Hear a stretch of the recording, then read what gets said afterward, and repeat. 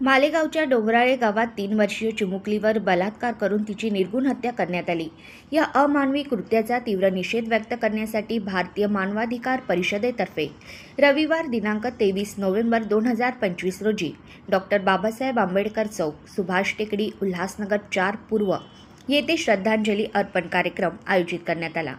कार्यक्रमात उपस्थित पदाधिकारी व सामाजिक संघटनांनी आरोपींना तात्काळ अटक करून फाशीची शिक्षा देण्याची मागणी केली।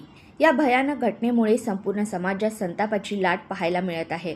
कार्यक्रमाला भारतीय मानवाधिकार परिषद उल्हासनगर शहर अध्यक्ष अभिजित चंदनशिव, कार्यरत अध्यक्ष व पीपल्स रिपब्लिकन पक्षाचे ठाणे जिल्हा अध्यक्ष तथा माजी नगरसेवक प्रमोद टाले, उपाध्यक्ष चारुलता विश्वकर्मा, सचिव सत्यशील उमाळे, शैलेश डोंगरे, सदस्य उज्ज्वला गायकवाड, सुनील जाधव, सुमेध दाभाडे, रोहित शिरसाट, शिवनेरी फाउंडेशन सचिव ॲडव्होकेट प्रशांत चंदनशिव, रवींद्र मिंटे, भास्कर गाडे, सुरेश वीर, बहुजन समाज पक्षाचे ठाणे जिल्हा अध्यक्षा निवेदिता जाधव, प्राध्यापक विकास जाधव, स्वराज्य संघटना अध्यक्ष ॲडव्होकेट जय गायकवाड, वंचित बहुजन आघाडी शहर उपाध्यक्ष महेंद्र अहिरे, भारतीय जनता पक्षाचे स्वप्नील पगारे, धम्म उपासिका लता पडघान, प्रफुल्लता मोहड, विजया घाट विसावे, प्रशांत ढोणे, भालचंद्र निखुम, कमलजीत त्यागे तसेच समाजातील महिला उपस्थित होत्या।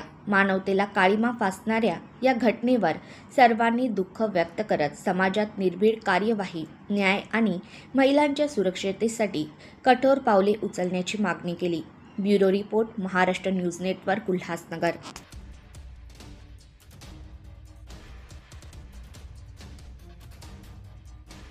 ऐसा नहीं महाराष्ट्रातली कोवळी मुली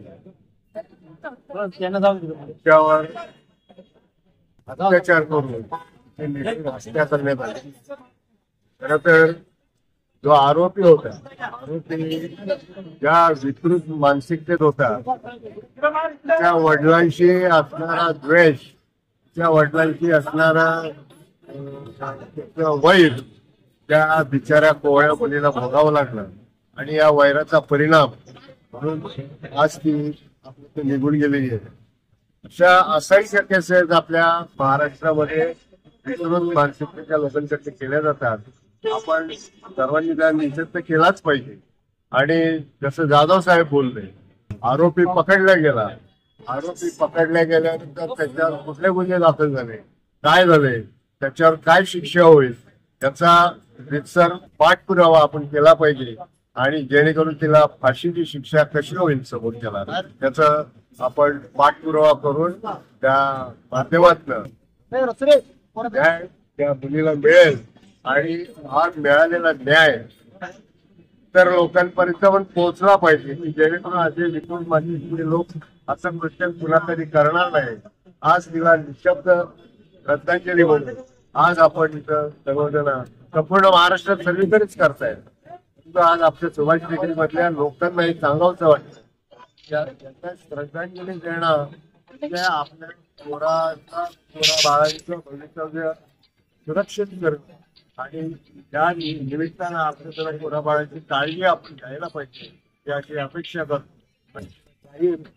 श्रद्धांजली सुभाष टेकडीच्या वतीनं। आणि माझा खरोखरच एक नेहमीचा प्रश्न, किती दिवस मेणबत्त्या जाळाव्या लागतील,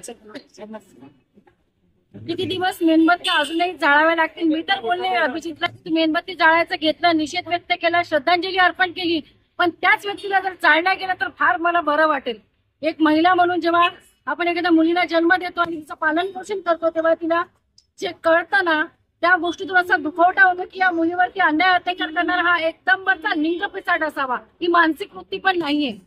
3 वर्षाच्या मुलीत त्याला काय दिसलं असेल, 3 वर्षाच्या मुली अजून कवळव, त्याला काय मी कळी पण नाही म्हणू शकत, अशा मुलीमध्ये त्याला काय दिसलं असेल, अशा नराधमाला ती क्रिया करावी तरी कशी वाटली। आणि रोजपणे असं हे नेहमीच घडत आहे, हे वर्षातून नाही तर दररोज हे केसेस बाहेर येतात।